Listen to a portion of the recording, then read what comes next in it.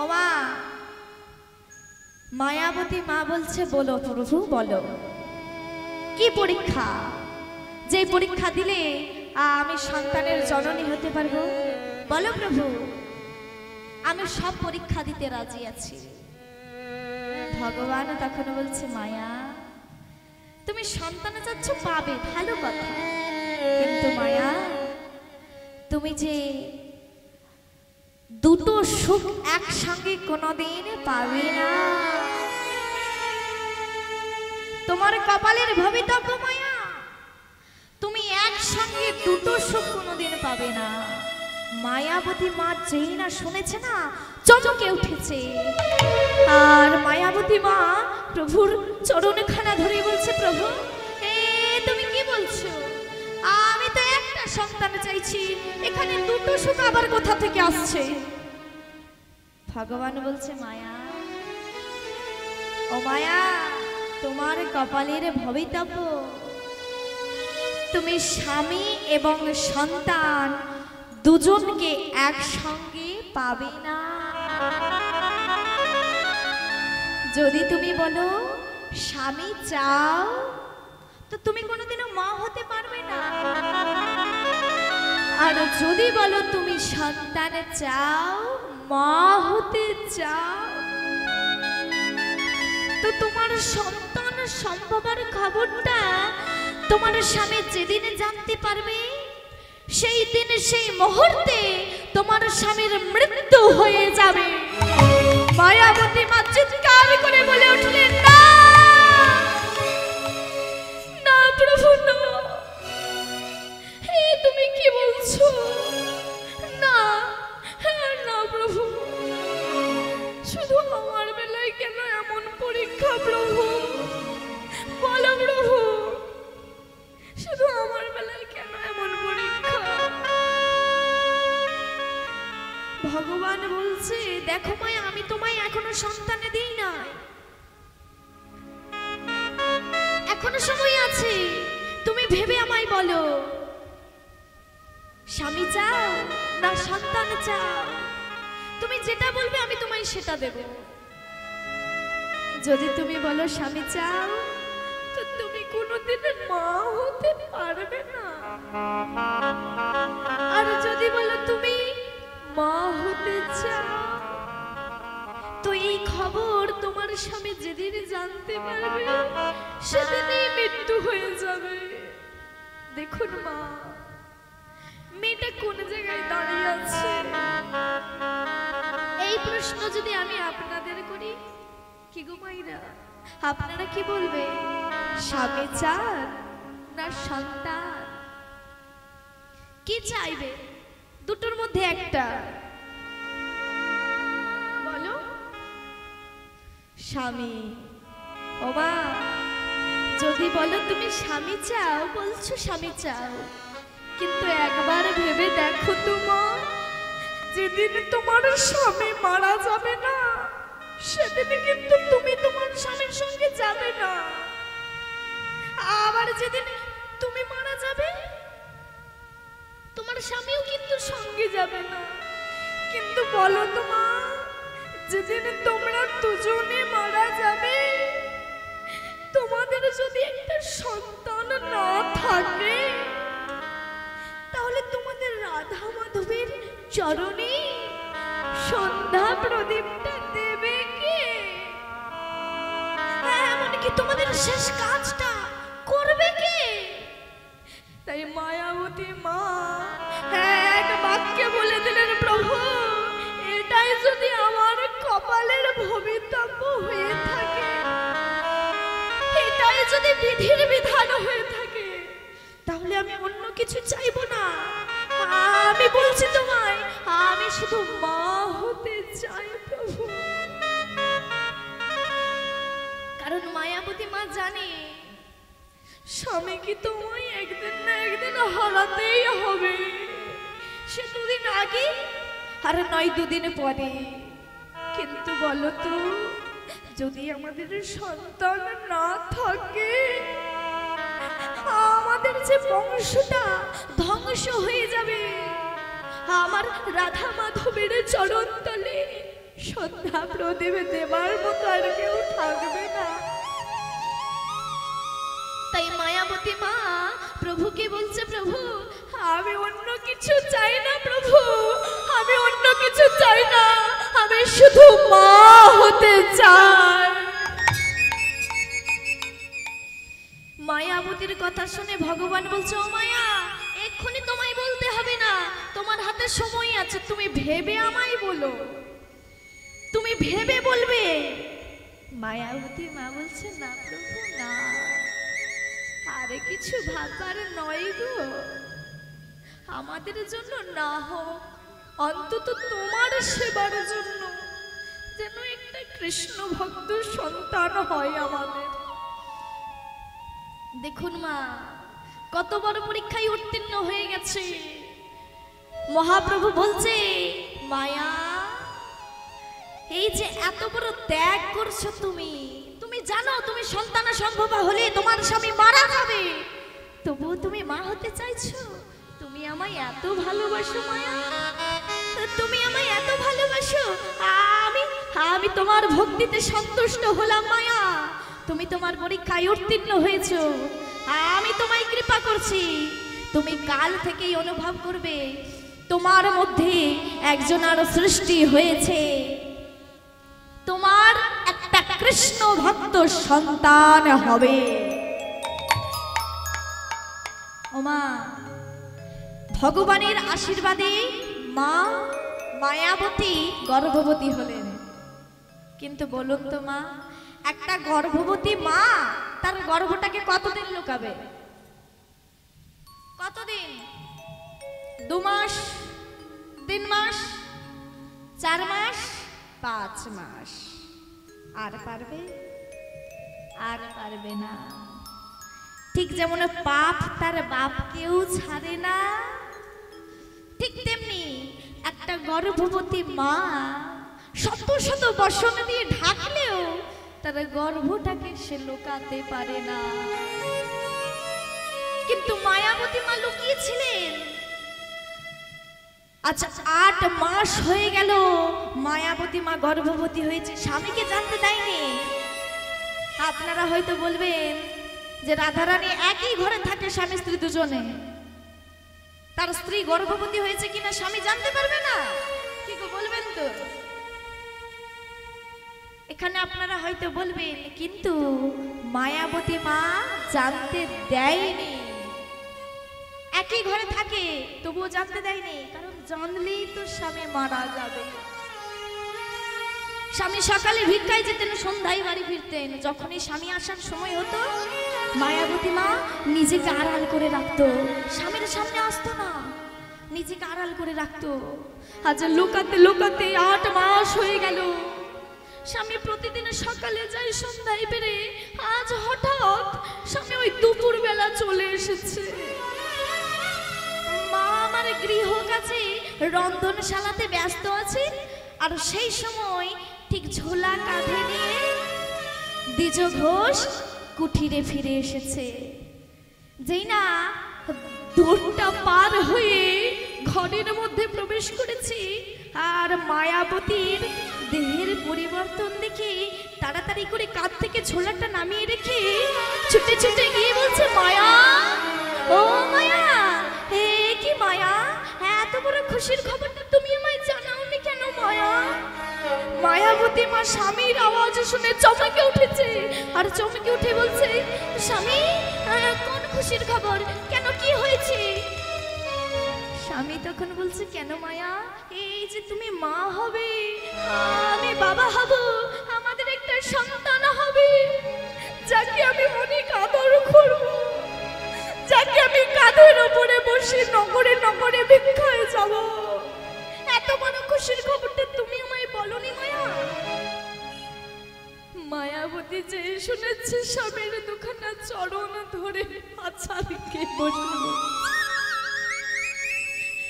ওগো স্বামী তুমি আমায় ক্ষমা করো স্বামী, আমি তোমায় বলি নাই কেন জানো? কারণ আমার কপালের ভবিতব্য যেদিন আমার সন্তান সম্ভবার খবর তুমি জানতে পারবে, সেদিনই তোমার মৃত্যু হয়ে যাবে।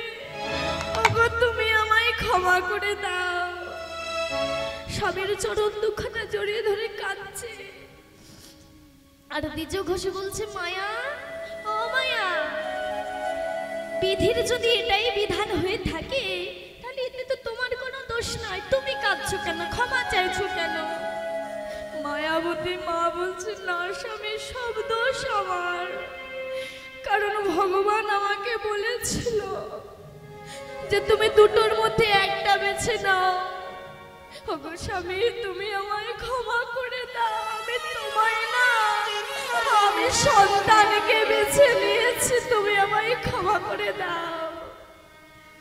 দ্বিজ ঘোষ বলছে, মায়া, এর জন্য তুমি ক্ষমা চাইছো? না মায়া, না, তুমি সন্তান চেয়ে খুব ভালো করেছো মায়া। হে, এত সুন্দর পৃথিবীতে কদিনই বা থাকতাম, সেই তো একদিনে চলে যেতেই হতো। তুমি সন্তান চেয়ে খুব ভালো করেছো, খুব ভালো করেছো। তবে মায়া, তোমার কথা মতো যদি আমি খবরটা জানতে পারি, তাহলে তো আমার মৃত্যু হয়ে যাবে। এবার তো আমায় চলে যেতে হবে মায়া। তবে যাওয়ার আগে তুমি আমায় একটা কথা দেবে মায়া? মায়াবতী মা বলছে, বলো না স্বামী, কি কথা? তুমি অমন ভাবে বলছো কেন? বলো না, কি কথা বলো। মায়াবতীর হাতটা ধরে বলছে, মায়া, আমি তো আমার সন্তানের সুখ পেলাম না, আমার সন্তানকে আদরও করতে পারলাম না। তাই মায়া, আমি চলে যাচ্ছি, যাই, কিন্তু তুমি তোমার দায়িত্ব যেন ভুলে যেও না মায়া। তোমার গর্ভে যে আসছে, তুমি আমায় কথা দাও মায়া, কথা দাও, তাকে তুমি কৃষ্ণ ভক্ত করে তুলবে। কথা দাও মায়া, কথা দাও। মায়াবতী মা স্বামীর হাতটা ধরে যেই না কথাটা দিয়েছে না, যে স্বামী, আমি কথা দিচ্ছি আমাদের সন্তানকে আমি কৃষ্ণ ভক্ত করে তুলব। কথাটা দেওয়ার সঙ্গে সঙ্গে দ্বিজ ঘোষ ভূমিতে আছাড় খেয়ে পড়ল। মৃত্যু যন্ত্রণায় ছটফট করতে করতে দ্বিজ ঘোষের মৃত্যু হয়ে গেল। আর ওই 8 মাসের গর্ভবতী মা স্বামীর বুকের উপর আছাড় খেয়ে পড়ে চিৎকার করে বলে উঠলেন, গো স্বামী, কোন অপরাধে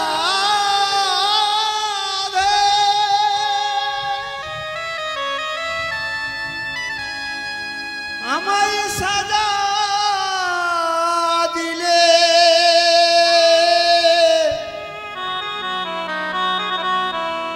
আমি কি অপরাধ করিলাম প্রভু গো?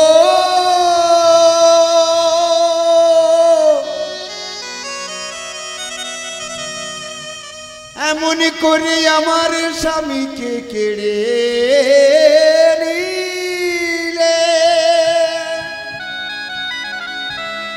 কথা বলো গো,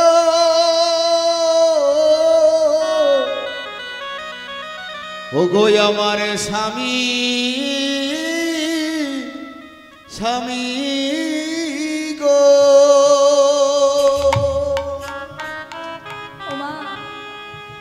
ওই 8 মাসের গর্ভবতী মা স্বামীর বুকের উপরে বসে বসে বলছে, ওগো স্বামী, তুমি আমায় ছেড়ে চলে গেলে স্বামী। ভগবানকে ডাকছে আর বলছে, বলো প্রভু, বলো, আমি কি অপরাধ করেছি, তুমি আমায় বলো। মায়াবতী মা কাঁদছে আর বলছে, কি বলছে, কি বলছে? না ফুটিতে ফুল তব ঝরে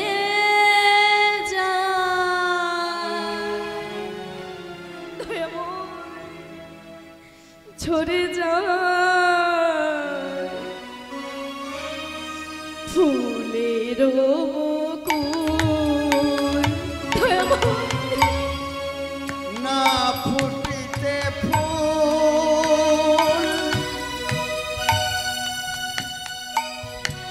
ও গো তব ঝরে যায় ঝরে যায়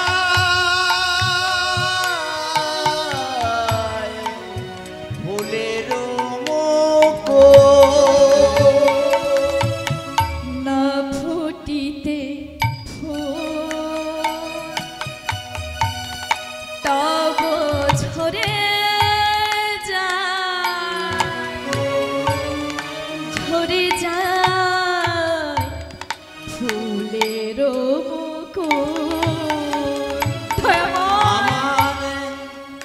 ফুটিতে ফুল বলো প্রভু বলো আমি কোন জন্মে অপরাধ তব ঝরে যায়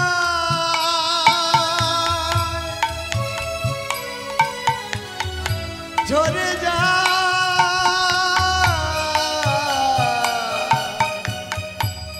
ফুলের মুকুল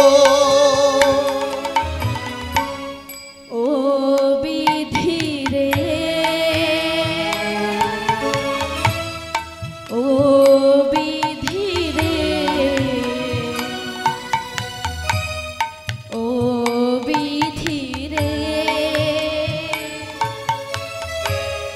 দারুণ বিধি রে দয়াময় বলো প্রভু ও বিধি রে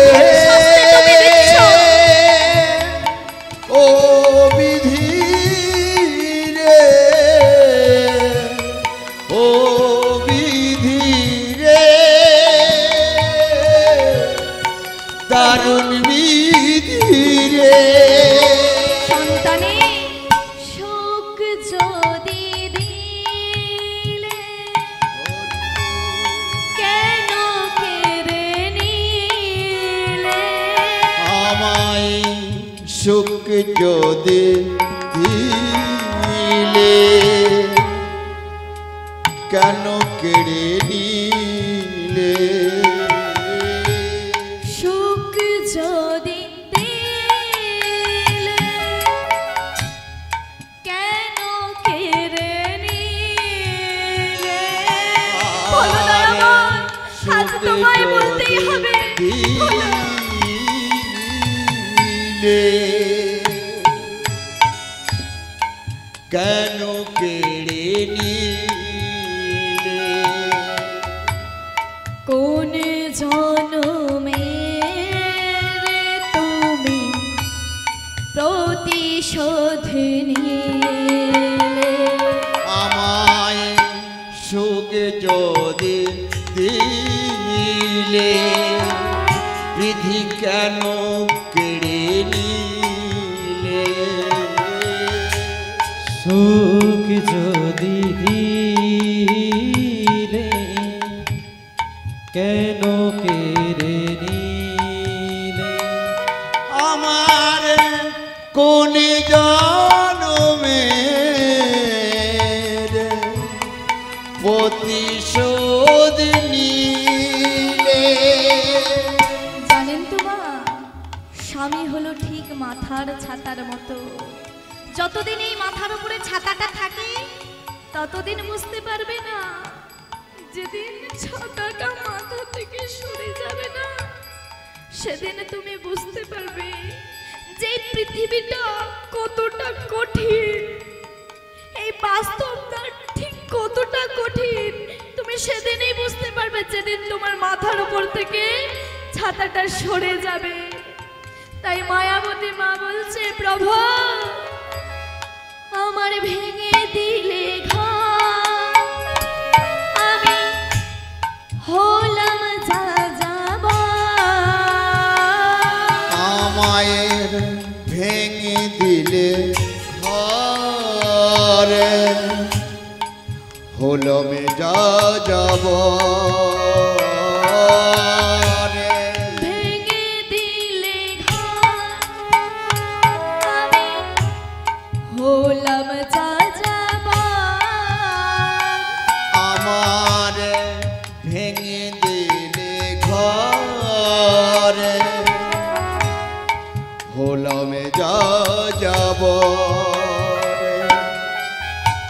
কোন জনমের তুমি প্রতিশোধ নিলে, আমার ভেঙে দিলে ঘরে, হলাম যাযাবর। ভেঙে দিলে ঘর, হলাম যাযাবর। কোন জনমের বলো প্রতিশোধ নিলে, ও বিধি রে, ও বিধি রে, ও বিধি রে, দারুণ বিধি রে। তাই গৌরে প্রেমানন্দে হরিবল হরিবল।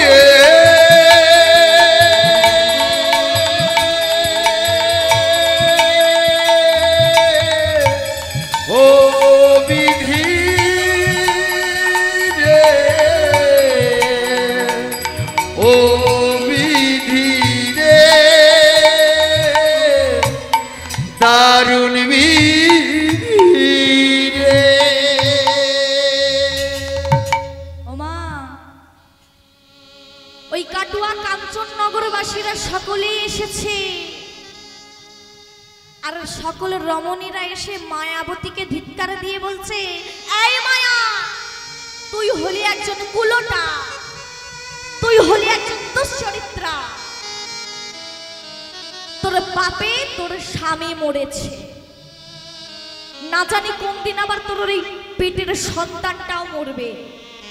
তাই তোকে সাবধান করে দিচ্ছি, তোর এই পাপী মুখটা আমাদের দেখাতে আসবি না, কারণ তোর পাপী মুখ দেখলে আমাদেরও দিন খারাপ যাবে। তাই সাবধান করে দিচ্ছি মায়া। ওমা, মেয়েটা কাকে বোঝাবে যে এতে তার কোনো দোষ নাই, বরং এটাই তার ভবিতব্য। স্বামীর শেষ কাজ হয়ে গেল, কিন্তু ওই যে স্বামী প্রতিদিন ভিক্ষায় যেত, আজ স্বামী মারা গেছে, মেয়েটা খাবে কি? খাবে কি মেয়েটা? ওই 8 মাসের গর্ভ নিয়ে মায়াবতী মা ভিক্ষায় যায়, যার কাছেই যায় না মুখের ওপর দরজাটা বন্ধ করে দিয়ে বলে, দূর হয়ে যা বলছি, বেরিয়ে যা বলছি, তোর মুখ আমাদের দেখাস না, এখানে কোনো ভিক্ষা হবে না। মায়াবতী মা কাঁদতে কাঁদতে আবার পাশের ঘরে যায়।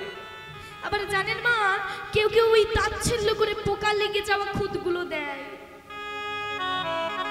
সেই পোকা লেগে যাওয়া খুদগুলো এসে বাড়িতে নিয়ে এসে সেদ্ধ করে ভগবানকে সেবা দেয়, তারপরে নিজে খায়। ওমা, আজ দেখতে দেখতে দিন মাস পূরণ করে ঠিক 10 মাস 10 দিনে পূরণ হয়ে মায়াবতী মা কোল আলো করে একটি ফুটফুটে পুত্র সন্তান জন্ম নিল। জানেন তো মা, কোনো মায়ের যতই জ্বালা হোক যন্ত্রণা হোক, যদি তার কোলের শিশুটি তাকে একবার শুধু মা বলে ডাকে না, সব জ্বালা সব যন্ত্রণা জড়িয়ে যাবে। ওই ফুটফুটে ছোট্ট শিশুর মুখটা দেখে ওমা, ওই একদিনের শিশুটিকে নিয়ে মা ভিক্ষায় যায়, কারণ এই শিশুটাকে তো কিছু খাওয়াতে হবে। কি গো, তাকে তো দুধ খাওয়াতে হবে, কিন্তু তার কাছে তো কোনো করি নাই। তাই মায়াবতী মা রমণীদের দাঁড়িয়ে দাঁড়িয়ে কি বলে, ওগো ওগো রমণীরা, দেখো না দেখো না রমণী, আর কি বলে গো, আমি দিন ভিখারি নাইকো করে আমার কিছু ভিক্ষা দাও, আমি দিন ভিখারি, কিছু ভিক্ষা দাও না গো। আমার নাই করে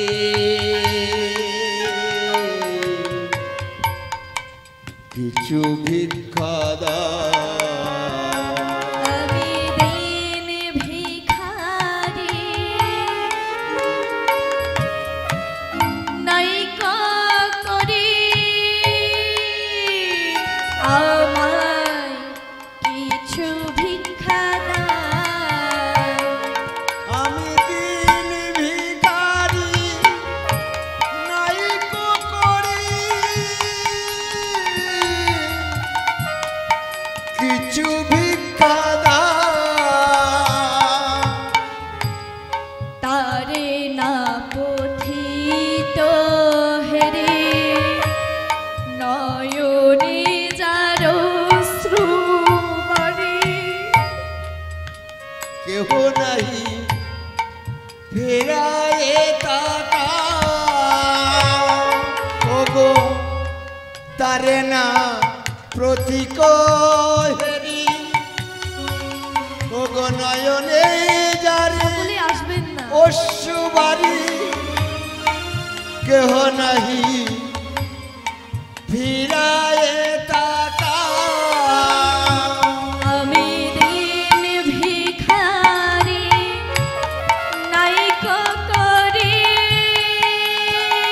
আমায় কিছু ভিক্ষা দাও, আমি দিন ভিখারি নাই করে কিছু ভিক্ষা দাও, আমি দিন ভিখারি নাই করে কিছু ভিক্ষা দাও। ওমা নগরে ভ্রমণ করে করে যা ভিক্ষা পায় সেই সব ভিক্ষার জিনিস মায়াবতী মা বিক্রয় করে দেয়, আর মায়াবতী মা বিক্রয় করে যা করি পায় সেই করে দিয়ে মা নিজে খায় না, ছেলেটাকে খাওয়ায়, দুগ্ধ কিনে এনে ওই একদিনের ছেলেটাকে খাওয়ায়।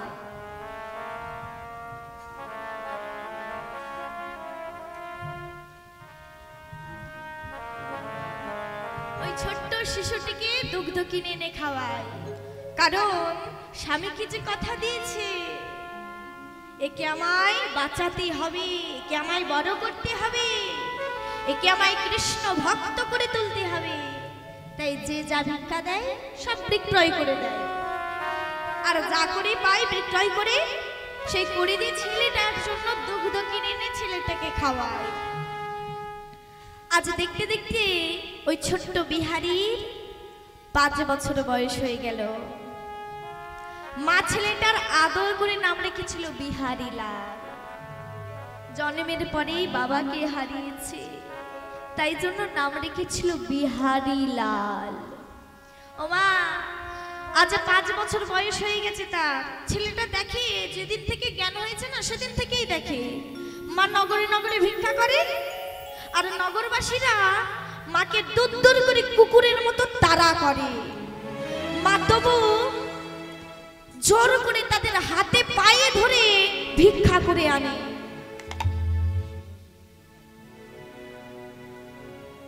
ভিক্ষা করে আনে মা। এটা দেখে না বিহারীর খুব কষ্ট হয়। তা একদিন বিহারী ওই মায়ের গলাটাকে জড়িয়ে ধরে বলছে, ও মা, মা তুমি আমায় কথা দাও, তুমি কাল থেকে আর ভিক্ষা করবে না। তুমি নগরের পাশে দাঁড়িয়ে দাঁড়িয়ে ভিক্ষা করো, রমণীরা কুকুরের মতন তোমাকে দূর দূর করে তাড়া দেয়, আমার একদম ভালো লাগে না। তুমি আমায় কথা দাও, তুমি কাল থেকে আর ভিক্ষা করবে না। মায়াবতী মা বলছে, ওরে বাবা, আমি যদি ভিক্ষা না করি তাহলে তুই খাবি কি? ওরে আমাদের ভিক্ষাই যে একমাত্র সম্বল। ওরে বাবা, ভিক্ষা না করলে আমরা খেতে পাবো না। ছেলেটা বিহারি ছোট্ট তো, মায়ের গলাটাকে ধরে আছে আর ধরে ধরে বলছে, না মা, তুমি কাল থেকে ভিক্ষা করবে না, তুমি আমাকে কথা দাও। ও মা, আর আমরা খাবো কি? তুমি চিন্তা করো না মা, আমি এখন বড় হয়ে গেছি। দেখুন মা, 5 বছরের ছেলে, সে নাকি বড় হয়ে গেছে। বলছে, ও মা, আমি এখন বড় হয়ে গেছি, তাই আমি ঠিক করেছি তোমার দুঃখ আমি দূর করে দেব। তাই দুঃখ দূর করার জন্য আমি ঠিক করেছি আমি কাজ করব। মা আমার বলে, তুই এতটুকু ছেলে, তোকে কে কাজ দেবে? ও মা, কেন আমাকে কাজ কেউ দেবে না কেন? আমি তো এখন বড় হয়ে গেছি। ও মা, আমি কোনো কাজ পারি আর না পারি, আমি ঘোষের ছেলে। ঘোষের ছেলে মানে গোয়ালা। আমি গরু চড়ানোর কাজটা কিন্তু খুব ভালো করে পারবো। আমাদের গরু নেই তো কি হয়েছে, ওই পাশে যে গোয়ালা পাড়া আছে না, ওখানে আমি যাব আর গিয়ে বলবো, ও বাবু, তোমাদের গোয়ালের গরু চড়ানোর কাজ দেবে? যদি কাজটা দিয়ে দেয় তাহলে আমরা মা ছেলে ঠিক চলে যাবে, যা মাইনে দেয় দেবে, তাতেই হয়ে যাবে। ও মা, দেখুন ছোট্ট বাচ্চা মায়ের দুঃখ দূর করবে, আর মা আমার বিহারীর কথা শুনে হাসছে আর বলছে, এই তোকে কাজ দেবে তো? বিহারী বলছে, ও মা, কাজ দিক আর না দিক, আগে খোঁজ তো করে দেখি। কি গো, যদি দেয় তাহলে ভালো, আর যদি না দেয় আমি তোমার কাছে চলে আসবো।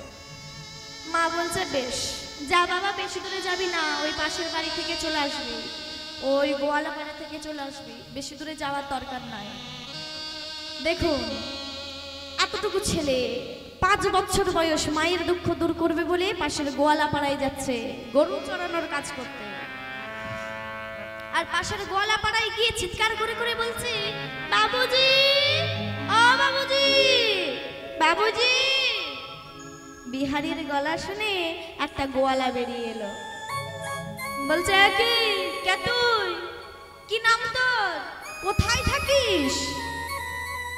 বিহারী বলছে, ও বাবু, তোমার তো অনেক প্রশ্ন গো। আগে আমার নাম হলো বিহারী লাল, আমি ওই পাশের গোয়ালা পাড়ায় থাকি। ও বাবু, বাবু, জানো তো আমার মায়ের না খুব দুঃখ। আমার যেদিন থেকে জ্ঞান হয়েছে আমি দেখি আমার মা শুধু কাঁদে, তাই আমি ঠিক করেছি আমার মায়ের দুঃখ দূর করে দেব। আর দুঃখ দূর করার জন্য আমি কাজ করব। তাই তো আমি তোমাদের বাড়িতে এলাম। ও বাবু, দেবে? তোমাদের গোয়ালের কটা গরু আছে, দেবে আমায় চড়াতে? যদি কাজটা দিয়ে দাও তাহলে আমি আর আমার মা দুবেলা দুমুঠো খেতে পাবো। দেখুন মা, কত সরল মন। তা যেই না মায়ের দুঃখ দূর করবে বলে এসেছে, কথাটা বলেছে, এদিকে গোয়ালা অপলক দৃষ্টে বিহারের দিকে তাকিয়ে আছে, বলছে, আহারে, এতটুকু ছেলে, কত সরল মন। দেখুন, মায়ের দুঃখ দূর করবি বলে তুই গরু চড়াতে এসেছিস আমার কাছে? ওকে ফিরিয়ে দিলে হয়তো আমার পাপ হবে, তার থেকে বরং আমার গোয়ালের গরু আছে, ও চড়াবে। বেশ, তাই বিহারি, তুই গরু চড়াতে পারবি? হ্যাঁ পারবো। আর আচ্ছা বেশ, তা তুই ওই গরুর জন্য বালতি করে জল তুলতে পারবি? হ্যাঁ পারবো। আর ওই বালতি, ওই খড় কেটে গরুকে খেতে দিতে পারবি বালতি করে? হ্যাঁ পারবো, তবে কোনোদিন করি নাই তো, কাজ করতে করতে আমি শিখে যাব। দেখুন মা, বিহারীর কাজটা হয়ে গেছে। বলছে, ও বাবু, তাহলে আমি কাল থেকে তোমার বাড়িতে গরু চড়ানোর কাজ করব তো? হ্যাঁ বাবা, আমার গোয়ালে 6টা গরু আছে, তুই কাল থেকে চড়াবি। বিহারী বলে, ও বাবু, আমি তো 6টা পারবো না গো, আমি তো ছোট মানুষ, আমি ওই দু চারটে পারবো। দেখুন মা, বিহারীর কথা শুনে গোয়ালা হাসছে আর বলছে, আচ্ছা বেশ, তুই ওই দু চারটেই গরু চড়াবি, কাল থেকে তুই আমার কাছে কাজ করবি। তা বিহারী চালাক আছে কিন্তু, কি বলছে দেখুন, ও বাবু তাহলে মাইনে কত দেবে? কাজ তো করবো কিন্তু মাইনেটা কত দেবে? গোয়ালা বলছে, আই বিহারী দেখ, আমার কিন্তু গরু চড়ানোর লোক এখন লাগবে না, নেহা তুই তোর মায়ের দুঃখ দূর করবি বলে এসেছিস, তাই তোকে কাজটা দিচ্ছি, তাই বেশি মাইনে দিতে পারবো না, তোর রোজ হবে মোটে 4 আনা। কত? 4 আনা। দেখুন 4 আনা রোজে কাজটা পেয়ে গেছে, মাকে খবরটা দিতে গেছে, ছুটে ছুটে যাচ্ছে, মা ও মা আমার কাজ হয়ে গেছে, মনে বড় আনন্দ।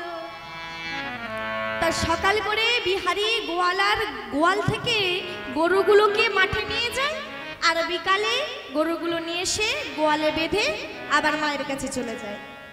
ঠিক এইভাবে গরু চড়াতে চড়াতে বেশি দিন নয়, ওই 4 দিন, বেশি 4 দিন মোটে গরু চড়ানোর কাজ করেছে।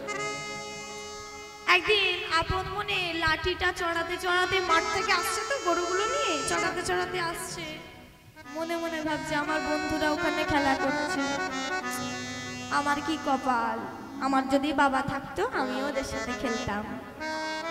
দেখুন একা একা গরু চড়াচ্ছে, ভালো লাগছে না, তা আসছে, হঠাৎ দেখছে রাস্তার একধারে অনেক লোকের ভিড় জমেছে। বলছে, আচ্ছা ওখানে অনেক লোকের ভিড় জমেছে না, দেখি তো ওখানে কি হচ্ছে। এই বলে সেই ভিড় জমেছে যেখানে, সেখানে গিয়ে উপস্থিত হয়েছে, আর সব লোকগুলোকে সরিয়ে সরিয়ে, ছোট বাচ্চা তো একেবারে সামনে এসে দাঁড়িয়েছে। গিয়ে দেখছে একটা ভাগবত পাঠের আসর জমেছে, পাঠক ঠাকুর ভাগবত পাঠ করছে। বিহারী তো জানে না, বিহারী ভাবছে লোকগুলো এত বসে আছে, দাঁড়িয়ে আছে, এটা কি শুনছে, আমি একটু শুনি তো। ও মা, এই বলে বিহারী দাঁড়িয়ে দাঁড়িয়ে শুনছে। আর ওই পাঠক ঠাকুর সেদিন কোন পাঠ করছিল? গোবিন্দের কোন লীলা পাঠ করছিল? ওই মাঠে ধেনু নিয়ে যাবার একটা লীলা আছে না, কোন লীলা গো? গোষ্ঠ লীলা।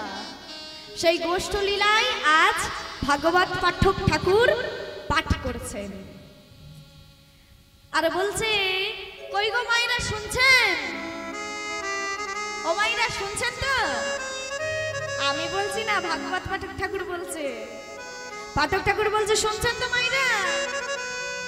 বৃন্দাবনে একটা কৃষ্ণ নামে ছেলে আছে, তারা 9 লক্ষ ধেনু আছে, 24 জন বন্ধু আছে, আর এই কৃষ্ণকে কেউ যদি মন থেকে ভালোবাসে, সে মন বুঝে তাকে অনেক কিছু দিয়ে দেয়। ওমা, যেই না এই কথাটা বলেছে, বিহারী ছোট হতে পারে কিন্তু বোঝে।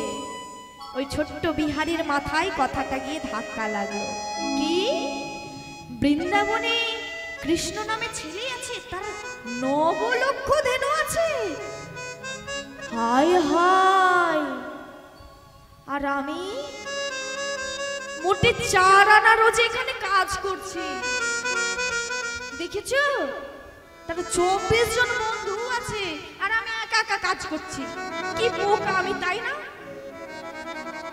ছোট বাচ্চা তো মনে মনে বলছে, আমি যদি বৃন্দাবনে যাই তাহলে কৃষ্ণের 24 জন বন্ধু, আমি গেলে আমাকে নিয়ে 25 জন হবে, আর আমি ওদের সাথে একসঙ্গে গরু চড়ানোর কাজ করব, তাহলে আমার খেলাও হয়ে যাবে আর কাজও হয়ে যাবে, আর কৃষ্ণকে আমি অনেক ভালোবাসবো, আমার ভালোবাসায় সন্তুষ্ট হয়ে কৃষ্ণ আমাকে অনেক টাকা মাইনে দেবে, যা পেলে আমি আমার মায়ের দুঃখ দূর করে দেব, আর আমি কাজ করব না, আর আমি করছি না।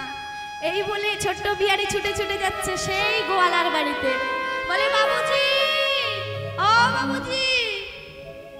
গোয়ালা বেরিয়ে এসেছে, বলছে, কি হয়েছে রে? ও বাবুজি, শোনো শোনো, এই নাও তোমার গরু, ভালো করে দেখে নাও, গুনে নাও ভালো করে, আর এই রইলো বালতি, এই তোমার বটি। গোয়ালা বলছে, ও বাবা বিহারী, কেন রে, এ কথা কেন বলছিস? তুই কি কাল থেকে আসবি না নাকি? বিহারি বলছে, সত্যি বলছি বাবু, আমি কাল থেকে আর আসবো না। কেন রে, কোথাও কাজ পেয়েছিস নাকি? তা কোথায় কাজ পেলি?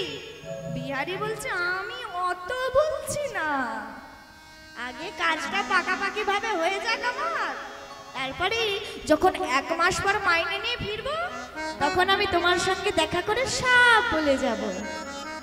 দেখুন মা, এই কথা বলে বিহারি বলছে, তাও বাবু, এই যে এতগুলো দিন আমি তোমার বাড়িতে গরু চড়ানোর কাজ করলাম, তার মাইনেটা আমায় হিসাব করে দাও।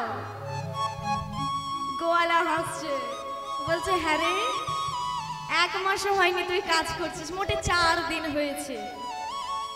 4 আনারও যে কাজ, এর আবার কি হিসাব করে দেব? যা যা, তুই পুরোটাই নিয়ে যা। ও মা, 4 আনা যেই না পেয়েছে না হাতে, মনে বড় আনন্দ, ছুটে যাচ্ছে মায়ের কাছে। ও মা, মা এই দেখো আমি মাইনে পেয়েছি, মনে বড় আনন্দ। আর মা আমার চমকে বলছে, এই তুই মোটে হলো 2-4 দিন কাজে ঢুকেছিস, এর মধ্যে মাইনে পেয়ে গেলি? সত্যি করে বল বিহারি, তুই কি চুরি করেছিস? না না মা, আমি চুরি করিনি, আসলে আমি যে বাড়িতে কাজ করতাম ওই বাবুকে বলেছি আমি কাল থেকে আর কাজ করব না, তাই তো ওই বাবু পুরো টাকাটা আমাকে দিয়ে দিয়েছে।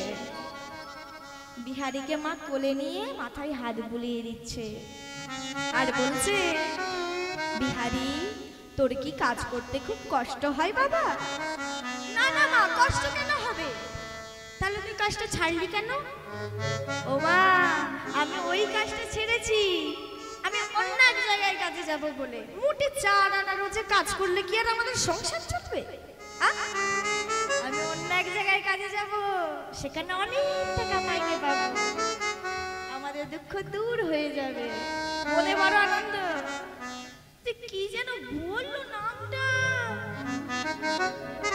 কি যেন নামটা বললো জায়গাটার নাম? হ্যাঁ, মনে পড়েছে। ও মা, আমি ওই বৃন্দাবনে কাজে যাব। যেই না বৃন্দাবনের কথাটা শুনেছে, মা আমার চমকে উঠেছে। বৃন্দাবনে কাজে যাবি? তোকে কে বলেছে বৃন্দাবনে কাজে পাঠায়? কে তোকে নিয়ে যাবে বৃন্দাবনে? ও মা, আমাকে কেউ নিয়ে যাবে না গো, আমি শুনেছি। জানো তুমি, বৃন্দাবনে না একটা কৃষ্ণ নামে ছেলে থাকে, মস্ত বড় লোকের ছেলে, তার ওই 2-4টে গরু নয় গো, 9 লক্ষ ধেনু। আর তাকে কেউ যদি ভালোবাসে, কৃষ্ণ খুব ভালো ছেলে, তাকে যদি কেউ ভালোবাসে, সে মন বুঝে তাকে অনেক কিছু দিয়ে দেয়। ও মা, তার 24 জন বন্ধু আছে, আমি গেলে আমাকে নিয়ে 25 জন হবে। আর কৃষ্ণকে আমি খুব ভালোবাসবো, সে আমায় অনেক টাকা মাইনে দেবে, আমাদের দুঃখ দূর হয়ে যাবে মা। ও মা, মায়ের আমার সরল মন যেই না শুনেছে, খিলখিল করে হাসতে শুরু করেছে, বলছে, কি বোকা ছেলে আমার, কোথা থেকে শুনেছে কৃষ্ণ নাকি বড় লোকের ছেলে? ও মা, মা কিন্তু জানে কৃষ্ণ ভগবান, বলছে না, বলছে, এই তোকে কে বলেছে বৃন্দাবনে কৃষ্ণ আছে? ওরে বোকা ছেলে, কৃষ্ণ বৃন্দাবনে নেই, ওটা লীলার কথা। শাস্ত্রে বলছে 125 বছর বয়সে জরা ব্যাধির তীরে তার দেহ সমাপ্ত করেছিল। আর তুই তাকে এখন কোথায় পাবি? হ্যাঁ, কৃষ্ণ বৃন্দাবনে থাকে না রে। না মা, তুমি তাহলে কিচ্ছু জানো না, আসলে তুমি তো পড়াশোনাই শেখোনি, তাই তুমি কিচ্ছু জানো না। আমি শুনেছি, আমাকে ওই পাঠক ঠাকুর বলেছে। পাঠক ঠাকুর? কোন পাঠক ঠাকুর? জানো তো, আমি যখন আজ গরু চড়িয়ে বাড়ি ফিরছিলাম, তখন এক জায়গায় ভাগবত পাঠ হচ্ছিল, সেই পাঠক ঠাকুর বলেছে বৃন্দাবনে কৃষ্ণ আছে, সেখানে কাজ পাওয়া যাবে। ও মা, মা আমার বলছে, এই বিহারি, আমার কথা বিশ্বাস হচ্ছে না তো? তাহলে তুই যা, ওই পাঠক ঠাকুরকে গিয়ে জিজ্ঞাসা করে আয়, সে যদি বলে যে কৃষ্ণ বৃন্দাবনে নেই, তাহলে বিশ্বাস করবি তো? হ্যাঁ, বিশ্বাস করব। ও মা, এই বলে যেই বলেছে তুই জিজ্ঞাসা করে আয়, মায়ের চরণে প্রণাম করছে। মায়ের চরণে প্রণাম করছে যেই না, মা আমার বলছে, এই প্রণাম করছিস কেন? ও মা আমি বৃন্দাবনে যাব, তার আগে তো আমি গুরুদেবের কাছে যাচ্ছি, পাঠক ঠাকুরের কাছে জিজ্ঞাসা করব। পাঠক ঠাকুর যদি বলে নেই কৃষ্ণ বৃন্দাবনে, তাহলে আমি তোমার কাছে চলে আসবো। কিন্তু যদি বলে আছে, আমি তো বৃন্দাবনে চলে যাব, আর তো তোমার সঙ্গে দেখা হবে না, তাই তো প্রণাম করেছি। ও মা, ছোট্ট বিহারী জিজ্ঞাসা করতে যাচ্ছে পাঠক ঠাকুরের কাছে কৃষ্ণ বৃন্দাবনে আছে কিনা। মা বলছে যা জিজ্ঞাসা করে আয়, তবে বেশি দূরে যাবি না, জিজ্ঞাসা করে চলে আসবি। মা জানে পাঠক ঠাকুর মিথ্যা বলবে না, পাঠক ঠাকুর তো জ্ঞানী, শাস্ত্র কথা বলে, ভাগবত পাঠ করেছে, তার মিথ্যা বলবে না। কারণ পাঠক ঠাকুরও জানে কৃষ্ণ বৃন্দাবনে থাকে না, সে বলবে কৃষ্ণ বৃন্দাবনে নেই, তখন আমার ছেলে আমার কাছে ফিরে আসবে। তাই বলছে যা বাবা যা, জিজ্ঞাসা করি আয়। সারা বেলা কিছু খাসনি, আমি খাবার এনে বসে আছি, তুই এলে তোকে খাইয়ে দেব। ছেলেটা সারা বেলা বনে বনে গরু চড়িয়েছে, ধুলো কাদা মাটি লেগে আছে, সর্বাঙ্গে কিছু নাই, শুধু একটা পরনে ধুতি আছে। সেই অবস্থায় চলে গেল কোথায়, সেই পাঠক ঠাকুরের কাছে। আর পাঠক ঠাকুরের কাছে গিয়ে বলছে ও ঠাকুর মশাই, ঠাকুর মশাই।